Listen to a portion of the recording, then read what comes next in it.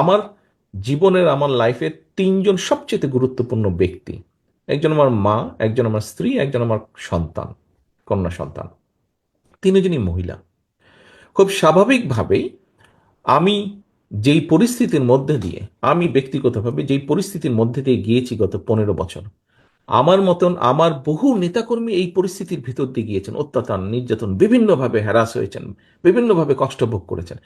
উনি কিন্তু, আমি একা কষ্ট ভোগ করিনি, আমার সহকর্মীরা একা কষ্ট ভোগ করেনি, তাদের সন্তানরা, তাদের স্ত্রী, তাদের মা, তাদের বোন সবাই কষ্ট ভোগ করেছে। খুব স্বাভাবিকভাবেই আমি কিন্তু চাইবো আমার পরিবারের মহিলা সদস্য যারা আছে, ভবিষ্যৎ যাদের আছে, তাদেরকে স্বাবলম্বীভাবে গড়ে তুলতে, যাতে বিপদ আপদে তারা শক্ত থাকতে পারে, তাদেরকে কেউ টলাতে না পারে। এখন এইটি হচ্ছে নীতিগতভাবে একটি চিন্তা, নীতিগতভাবে একটি বিশ্বাস। নিশ্চয়ই আপনারা শুনেছেন যে ফ্যামিলি কার্ড নামে একটি কার্ড আমরা ইন্ট্রোডিউস করতে চাই।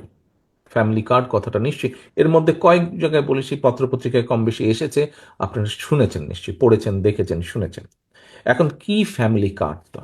এখন এই যে ফ্যামিলি কার্ড, এটি একটি আমাদের চিন্তা, একটি পরিকল্পনা। দেখুন, আমরা, আমি ব্যক্তিগতভাবে মনে করি যে বিভিন্নভাবে হোক, আমাদের প্রান্তিক পর্যায়ে যারা মানুষ, তাদেরকে স্টেট থেকে একটা সাপোর্ট দেওয়া উচিত।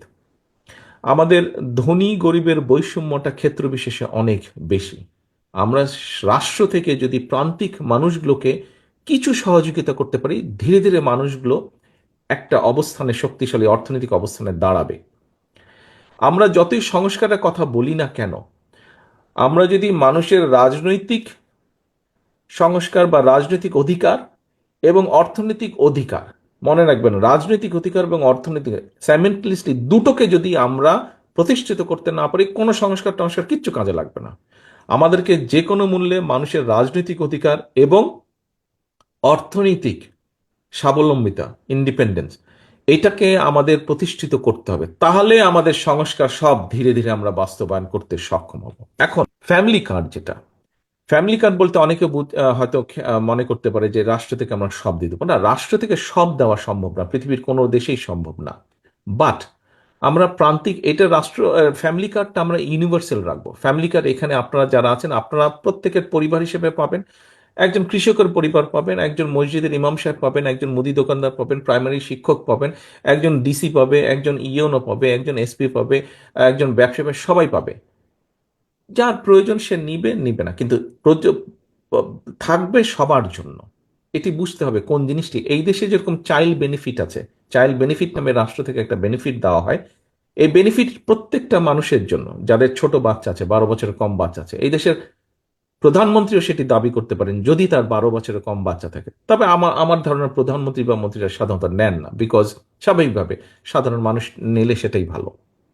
তো এখন ফ্যামিলি কার্ডটার মধ্যে একটি উদাহরণ দিয়ে আপনাদেরকে বোঝাতে চেয়েছি কি ফ্যামিলি কার্ডটা। প্রথমে বলি, ফ্যামিলি কার্ডটা থাকবে কিন্তু ওই পরিবারের যে মা বা স্ত্রী, তার নামে আমরা দেবো ফ্যামিলি কার্ডটা।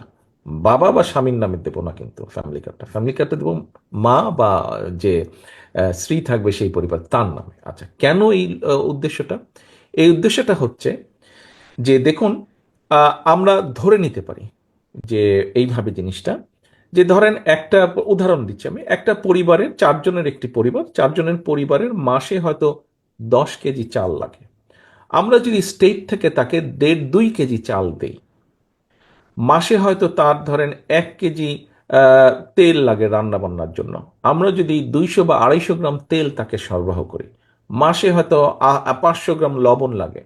আমরা যদি তাকে 50 গ্রাম বা 100 গ্রাম লবণ সরবরাহ করি, এরকম যদি কিছু প্রোডাক্ট আমরা তাকে দিই, অর্থাৎ আমরা যদি ধরে নেই মাসে তার খাবার খরচ 8,000-10,000 টাকা, তাকে যদি আমরা স্টেট থেকে যদি তাকে আমরা 2,500-3,000 টাকার যদি একটা সাপোর্ট দিই, কি হবে? যেটা হবে, তার যেটা নিজস্ব খরচ, সেখান থেকে প্রতি মাসে সে 2,500-3,000 টাকা করে সেভ করতে পারছে। ওই মা বা ওই যে গৃহিণী, সে সেভ করতে পারছে। আমরা ধরেই নিতে পারি সে যেই অর্থটা সেভ করবে, সেটা সে কি কিভাবে খরচ করবে।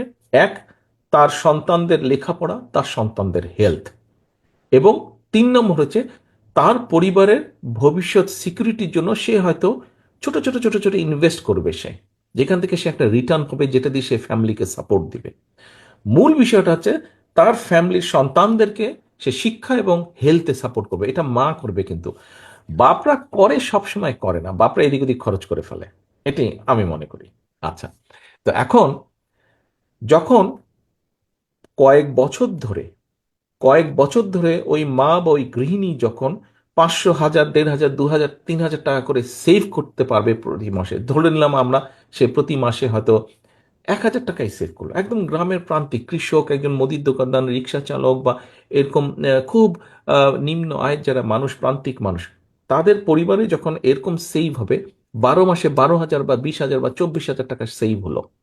অনেকের কাছে হয়তো 12,000, 24,000 বা 30,000 টাকা খুব টাকা না, কিন্তু প্রান্তিক একজন মানুষের কাছে, একজন কৃষকের কাছে, কৃষকের ফ্যামিলির কাছে, একজন রিক্সা চালকের ফ্যামিলির কাছে, একজন ছোট মুদির দোকানের ফ্যামিলির কাছে, একজন ডে লেবারের ফ্যামিলির কাছে কিন্তু বছরে 20,000, 30,000 টাকা অনেক টাকা। কিন্তু কাজেই 1 বছরে 20,000 বা 25,000, 30,000 টাকা সেভ, 2 বছরে 60,000 সেভ।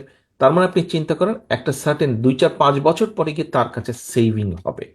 সেভিং হলে সেটা স্বাভাবিকভাবে তাকে, ওই মহিলাকে অনেক স্বাবলম্বী করবে, সাহসী করবে, ইন্ডিপেন্ডেন্ট করবে এবং কনফিডেন্ট বাড়াবে। তার কনফিডেন্স অনেক বেশি বাড়িয়ে দিবে। তার সমাজে তার হাতে যখন 30,000, 50,000 টাকা থাকবে, পরিবারের সবাই কিন্তু একটু মান্যগণ্য করে চলবে তাকে। সমাজে, পরিবারে সেই মহিলা বা সেই মা বা সেই গৃহিণীটার সম্মান অটোমেটিক কিন্তু বৃদ্ধি পাবে। আমি এখানে, অনেকেই হয়তো অনেকে বলতে পারেন, আমি মনে করি এই যে মহিলাদেরকে অগ্রাধিকার দেওয়া, মহিলাদের এম্পাওয়ারমেন্ট বৃদ্ধি করা, এটি রাজনৈতিক বিষয় না। আমি মনে করি এটি রাজনীতি থেকে সবচেয়ে বেশি এটি একটি সামাজিক আন্দোলন, এটি একটি সামাজিক বিষয়। আপনাদের প্রত্যেকের মা আছে, আপনার প্রত্যেকের মাকে নিশ্চয়ই আপনারা প্রোটেক্ট করতে চান। আপনি এইভাবে বিষয়টি চিন্তা করুন, মায়ের হাতকে শক্তিশালী করা, মায়ের পাশে দাঁড়ানো। প্রত্যেককে আমি অনুরোধ করব বিষয়টি আপনারা এভাবে চিন্তা করুন।